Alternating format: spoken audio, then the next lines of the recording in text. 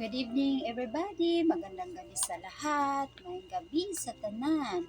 Hello, this is Jocelyn Caranoa, stage 4 breast cancer warrior, and welcome to my channel. Alay na sa episode nga kung i-share karon mo ang sa may reaction sa akong body after my first chemotherapy, no? Dunay tulo ka klase sa tambal nga gitreat sa ako ang cancer. Mani sila kaning gitawag nga trastuzumab, nga second kaning paclitaxel, nga ikatulo nga tambal man siyang carboplatin, no? Mani sila ang tulo nga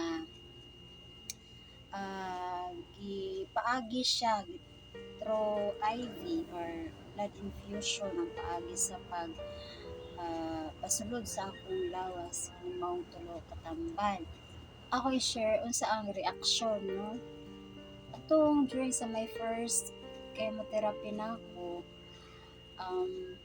primero kay one at a time man ang pag-infuse sa mga tambal. So sa first nga tambal, so far, nireact na akong allergy.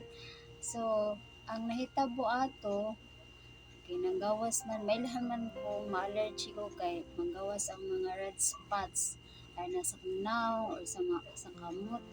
So, ang nahitabo ato, gandangan og kadiyot ang infuse sang tambal kay nagawas man yun ang allergy niya. Aside ato, itong i-continue, pila ka minuto stop, then i-continue kay danasad sila i-infused nga kanang pang anti-allergy. So, after ato, ipadayon ang kanang chemo. Ang nahitabo ato, ang maka-feel man jud dayon ka sa reaction sa tambal mo kay through blood infusion man, so dali ang reaction sa tambal sa imong body. So, ang nahitabo ato, ako as pasyente, kami mga pasyente, maglingkod naman yun na siya sa karon. Baka may atong datandaghan, mga upat siguro may ato niya. Sa ako nga time, kay medyo late na ito, hapon-hapon na, so ako nalang naglin sa kwarto. Ang hitabo ato kay diha naman dyan ko ka-feel itong ngul-ngul naman yun niya akong right na breast at sa cancer. So during sa infusion, grabe dyan ang iyang reaction kay imbis na kanang ngul-ngul naman yun siya, no? Ang nahitabo during sa chemo, murag times 3 ang kasakit, ang kangul-ngul na akong na feel that time during sa chemo session ba niya.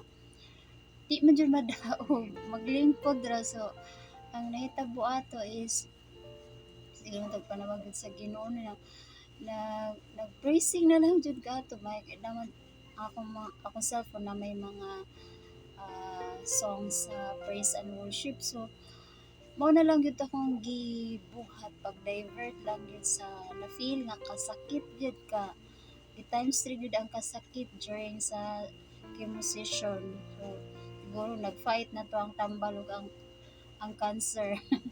So mao to siya nga kasi sayo lang gid ko para di ko maka-feel gid sa kasakit nga akong gibati that time niya. Nangayo pa ko kanang something na maka-feel ko ugnos. So may gato kay gi-assistan rami sa nurse, gitagan ni atong ice pack. So nakatabang-tabang gito sa sakit nga akong na-feel that time niya. Yan sa tuwing kanang nagsige reaction gyap ng allergy pero nalang dito na akong i-mind kay kami na lang ginhabilin dito sa room sa kanang din gipahigayon ang maong chemotherapy ba niya. Supposedly ang chemo na is mo ang range lang ta sa oras nga mahuman is naragid tunda sa 4 to 5 hours. So ang nahitabo, ang actual good is mga almost 6 hours mi ato kay tungod atong na-stop nga pila ka minutos sa allergy niya. Atong nahitabo nga kami na lang na bilhin dito sa sa ospital no nga di na pahigayon ang maong chemotherapy niya. Doon ko unit sa mga iladong hospital sa Cebu City. Mao to nga admitted na sad ko ato, so after ato after sa chemotherapy diretso dayon dito sa akong room din ko na admit. So i-continue jud ang akong na feel gikan sa after na gyud sa chemotherapy. So pagkagabi na gyud ana dito gihapon na feel ang dami yung sakita mag di gyud matolerate niya mo to nga ni reklamo ako sa doktor unsay angay kanang haton kay sakit man jud kayo. So infuse na sad ko through IV gihapon ang pain reliever. So mga 15 minutes after nakafeel agad ko medyo ni hinahinay na ang grabing kasakit ba. So mao na akong na-feel sa first chemotherapy session ang grabe yun nga kasakit. Times siyang kangol-ngol sa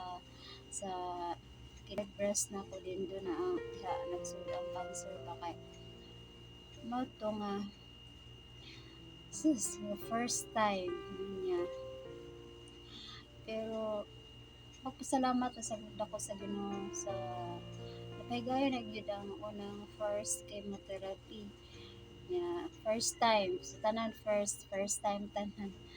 Then nga dito ko naka feel sa dining chemotherapy. So salamat sa Ginoo sa ikong kusog sa strength nga iyahang hatag kanako during sa first session mo kay just pamuntay lang isang piton kay natod tayo nagbantay pero mas di man sa siya makatabang no sa atong gibati that moment during sa chemotherapy. So palagan dito sa Ginoo dito ang taon kaluyan sa Ginoo nga minus gud ang kasakit no para nako doon na gud ay makatabang gud ang mga tambal nga gi-infuse kay doon na may reaction na akong body. So pila sad ka adlaw nga mao na ang di pa matigil no ang kakapoy aside sa kangulmol nga pamati ang ikaduhan akong na feel sad mao ang taste nako normal nga taste nato no nga lami jud permi ang pagkaon nga bitay gutom munta pero sa siguro sa reaction sa tambal sa akong body mao ang taya nga taste ba nga mas good bisag sa kalami sa pagkaon nga sa imong atubangan ano kayon kawad lami kay ang imong panlasa wala man jud taya no na ang usa sa mga epekto sa tambal chemotherapy niya kapoy jud pamati sa imong lawas no kanang mo nang manijud kag rest pipila ka adlaw maka-recover ang imong body after sa chemotherapy. So mga pila sa to ka adlaw nga wala ko makatrabaho kay mo na di jud makaya sa lawas mura kag galutaw nga ang nasa imong hunahuna ang kasakit lang gyud ba niya ang kaluya gud sa imong lawas mo na nga para fast recover sa chemotherapy mo nang imo siyang kanang sa may karon luya man ka so sa may angay buhaton mukaon jud ka bahala ko'y lami halakaon niya ang ako ra yung normal nga sudan mo utan og isda no?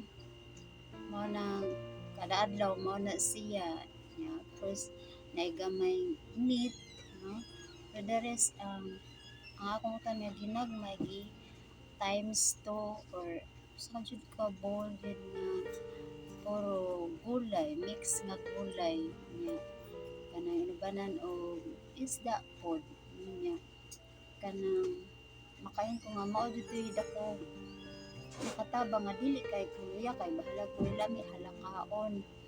Imagine na lang na yung mga lami isa wala yung panlasa ba pero para malikayan nga mas maluya ka no tungod siguro sa kaiso sa mga tambal nga gi-infuse sa imong body para maka na tong mga cancer cells ba mo na kanang mukha jud ang mga healthy nga pagkaon sa fruits no para halagoy gana hala i-feel lang yun nga gana ka kay para maka-recover ang imong body may mind unsay panlasa sa kaon lang jud mo na kanang best nga tip kung sa cancer patient niya ongoing ang imong chemotherapy ang kaon lang good normal nga kaon yung more on fruits vegetables no nasa gyapon ang meat less nga meat lang so pasalamat ako sa Ginoo sa matag adlaw pangayon nga kanang di lang ko mahilantan no kay kung mahilantan gud ka so dunay possible infection so para malikayan salamat sa Ginoo nga bisan sa kaluya no sa pangluwas wala gud sa na maabot nga nahilantan ko so dako na kay nang grasya nga gihatag sa Ginoo diri na ako nga nakasustain akong body despite sa kalo sa immune system kung ikaw sa ka-patient nga ni-undergo chemotherapy. So, mawalan sa na akong i-share karon ng mga na-feel sa nako na personally mo ni ako mga na-experience during sa akong first chemotherapy session.